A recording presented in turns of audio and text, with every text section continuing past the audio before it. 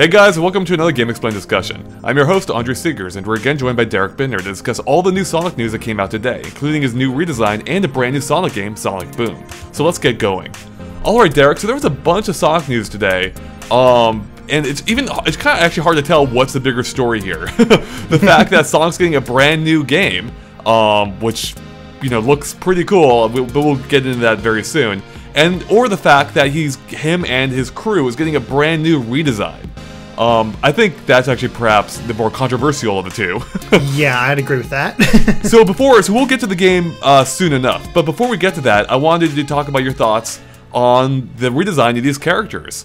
We specifically see how Tails, Knuckles, Sonic, and Amy all look now, and it's kind of different from what we've seen before. So before I give my thoughts on this, what's your take on their redesign? Well, that's the interesting thing about this whole event, is that it was all related to Sonic Boom, and up to this point, we only thought Sonic Boom was going to be a new TV show. So we thought, okay, or at least I thought this was just their redesigns for this TV show in general. And then we finally got the first reveal, which was Sonic and Knuckles. And when I first saw them, better than I thought. However, I think that it's mostly in relation to Sonic himself. I think Sonic's redesign, for the most part, looks pretty dang good. They changed up his spikes a little bit more to make it seem like, I don't know, just, I guess, more hair-like rather than just actual spikes. Covered him in some sports tapes, both on his arms and his legs and feet, and then gave him a nice little scarf.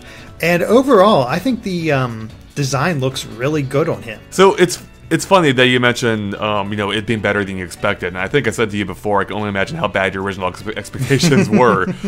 Because my initial reaction was the exact opposite. When we first saw Sonic and Knuckles, I'm like, what the hell? And I think that was actually more due just to Knuckles. Yeah. Because he looks kind of ridiculous. Someone said, I think it was a NeoGAF, that looks like Knuckles skipped leg day. Because he just looks like totally bulked up, in the torso, and his legs look, like Sonic skinny. Yeah. But the more I've seen of this, the more I've actually grown to like it. Not Knuckles, really, but the rest of the characters, Sonic especially. I actually do kind of like his new redesign. There are some interesting things about it. To me, it kind of all suggests, it almost looks like they're skewing a little bit younger with their new appearance. Sonic looks a little bit less like a teenager, or less mature. I guess, yeah, you could put it that way. Yeah, I guess he himself looks even younger. Yeah, and he's got they all look kind of like they're skewing toward a little slightly younger demographic.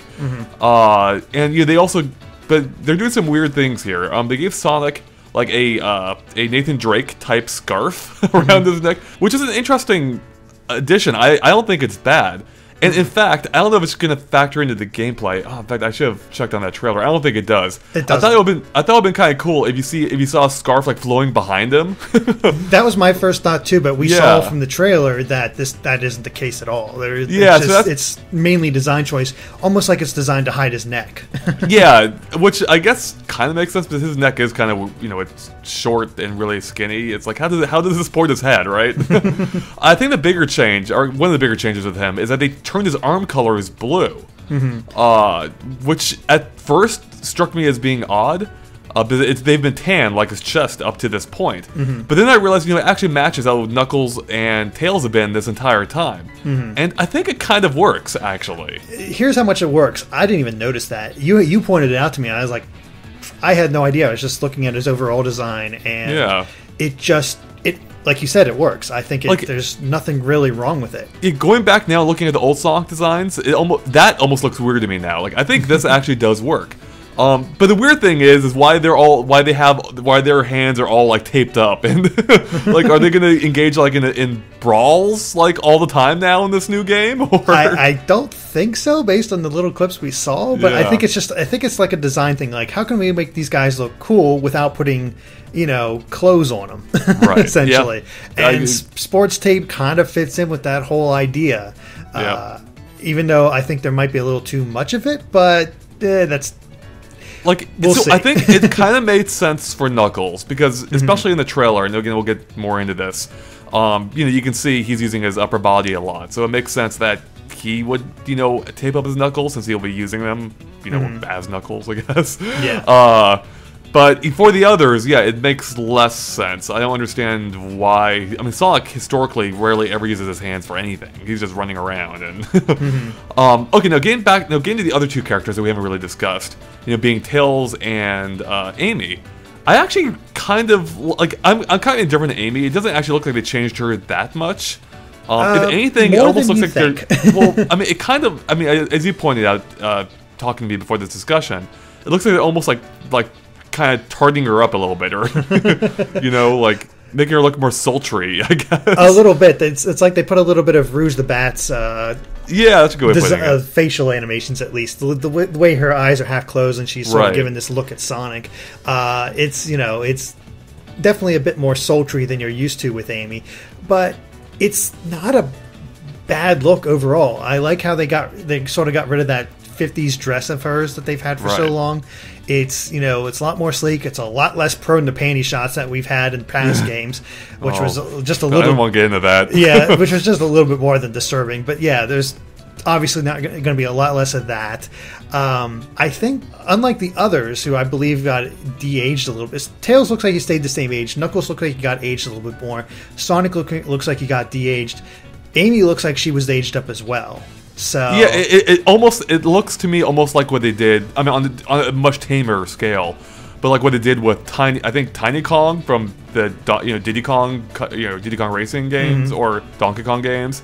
How they aged her, but just completely inappropriately. Yeah. Whereas here, it's still a little bit weird, but not nearly as bad. It's not oversexed. It isn't. If she had a normal facial look, she'd look fine. She'd look fine, exactly. Now, Tails, I actually kind of like what they've done with him here. It fits the character they've been establishing since the games have gone on, where he's an inventor, a tech guy. Yeah.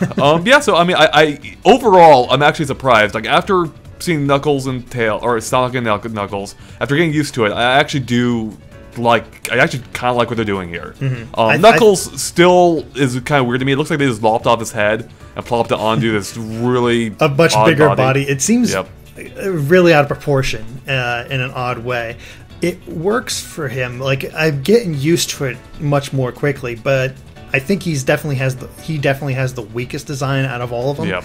The other three, I think, the more I look at them, the more I accept them. Which, for new designs, people are so ready to hate change. For us, especially for you, to accept these changes so readily. Well, for me, I'm not the biggest Sonic fan anyway. Sonic Colors is the only Sonic game I've actually ever finished. So I wasn't, too. I liked him as a character before. I liked what he's done for the industry. Just never was a huge fan of most of his games. But I did like him. He was iconic. So anytime you mess that up, or anytime you mess with that, it's gonna catch my attention. But yeah, surprisingly, it has grown on me in just a brief time. We've been exposed to it. No, I will say, now getting back to Knuckles, only because I want to use him as a segue. His design does make a little bit more sense when you take it within the context of Sonic Boom, the game that we saw. And we can see how, for him, it looks like he's going to be using a lot of his upper body. Like, we see him, crawling along the ceiling, for instance, or even digging underground. So that all makes sense. And in fact, it seems like this game's interesting because it seems like they're just going for, it incorporates all four of these characters. And so I don't know how this is going to work. But before we get into that, what's your initial take on this trailer? They only showed off, I think maybe it's only a minute long. About a minute long. And I gotta say, taken as is, I don't know exactly what to think. But looking at the trailer itself, I'm liking this direction. For a lot of years, I've seen a lot of people in the Sonic community wanting to see the Sonic's friends return, because there's nothing inherently wrong with Sonic's friends outside of few. The ones that work the best are like Sonic, but different, have their own unique traits. And one of the things you immediately see in this trailer is that all the characters are able to keep up with Sonic as far as speed, so none of them are going to be slow. And each of them have their own abilities. I don't know if I don't think we saw any indication yet. I'll take a closer look at the trailer.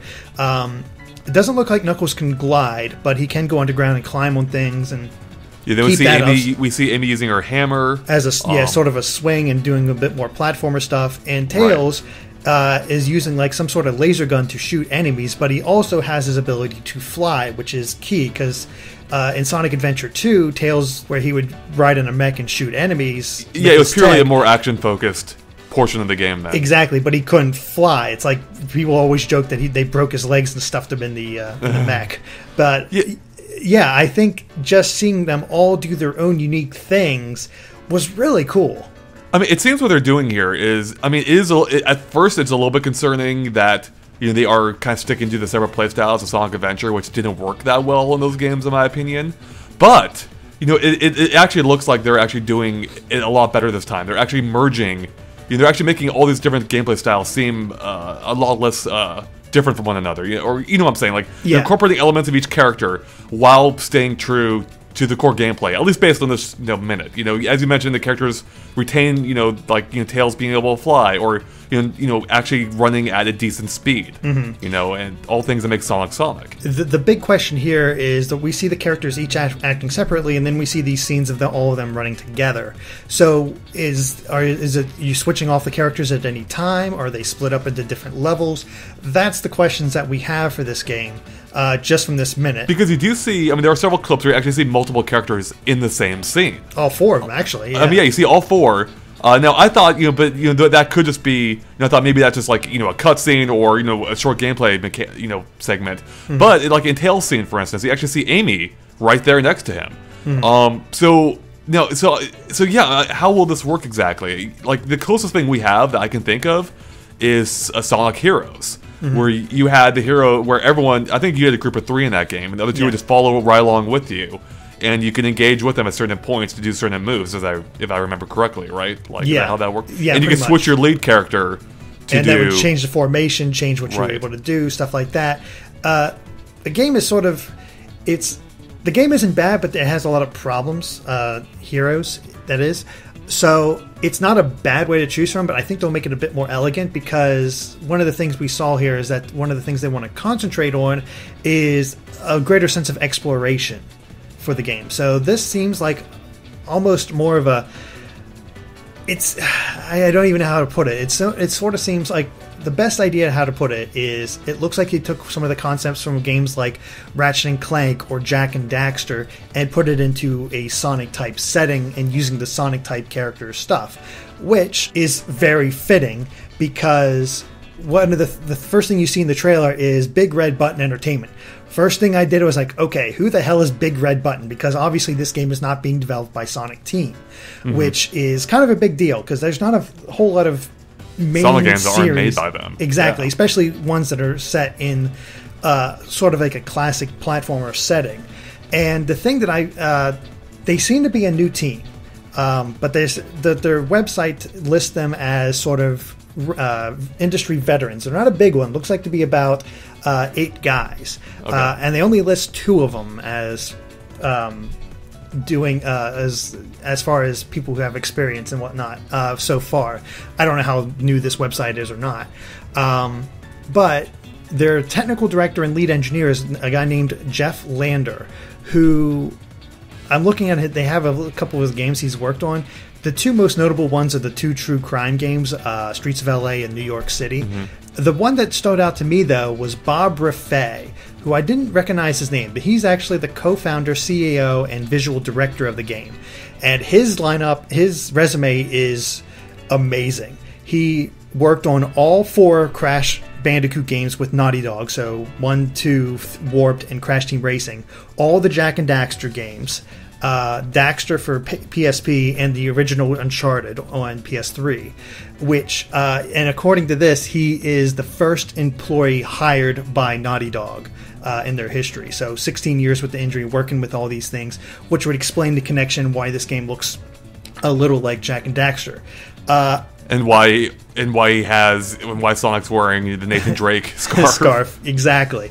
To me, this is a really good sign.